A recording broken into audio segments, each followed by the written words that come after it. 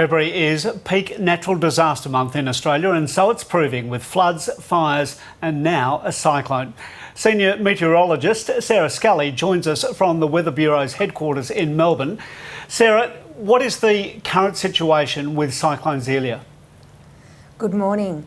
Well, look, Zelia has weakened considerably overnight. It's no longer been attached to those warm waters of the Indian Ocean and has been downgraded to a tropical low. So it's currently centred somewhere near Marble Bar, and although the wind strength have eased below gales and the tropical cyclone warning cancelled, the winds still remain quite gusty, but rainfall is now the main concern with regards to community impacts. So there is a severe weather warning current for heavy rainfall for parts of the southern Pilbara and the northeast Gascoyne. How strong were those winds when it crossed the coast yesterday? Well, look, the highest wind gust that we observed was 120 kilometre per hour gust at Port Hedland, but of course we didn't have any observations exactly where the eye or the most destructive winds passed over, which was around 50 kilometres away from Port Hedland, which is a blessing really that it didn't cross over Port Hedland. So yeah, the strongest gust was 120 kilometres per hour, but I'm sure that there were much stronger gusts within the system. We have seen this movie before where we seem to dodge the worst of the wind damage, but it's the rainfall that comes in the wake of the cyclone that causes lots of problems.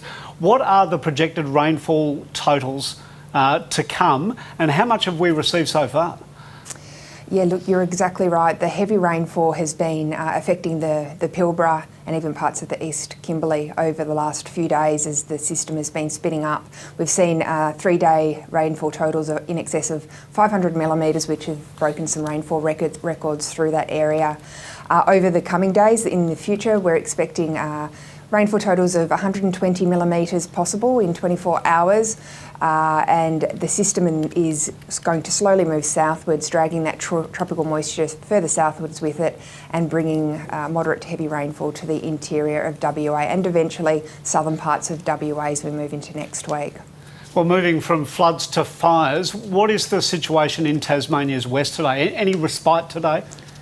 Look, well, actually the winds are strengthening across Tasmania or Western Tasmania where the ongoing fires are. So the fire dangers are elevating again today, and there's also a risk of thunderstorms which can bring gusty winds or erratic fire behaviour.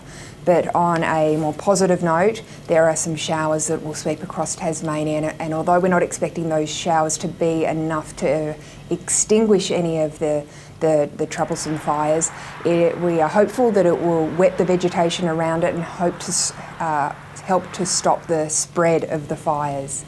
And smoke has also been a big issue with Tasmania. However, the smoke has cleared the Hobart area and has been lingering across northern parts of Tasmania overnight tonight. But again, those strengthening west-southwesterly winds should clear all the smoke from northern parts of Launceston by about midday today. Yeah, there are even forecasts for snow about the higher parts of Tasmania today. Any chance that those snowfalls could actually be around and near the fire grounds? Look, no, it looks like the snow is going to be further inland through the more elevated areas, but we've also got snow potentially or snow flurries forecast for Victoria as well about the elevated areas. So with this cold front that's pushed through, it's brought a significantly colder air mass that's extending right across southern parts of Australia, and seeing that the maximum temperature or daytime temperatures drop to 6 to 10 degrees below the February average, and seeing, of course, those snow flurries about elevated areas or hail as well.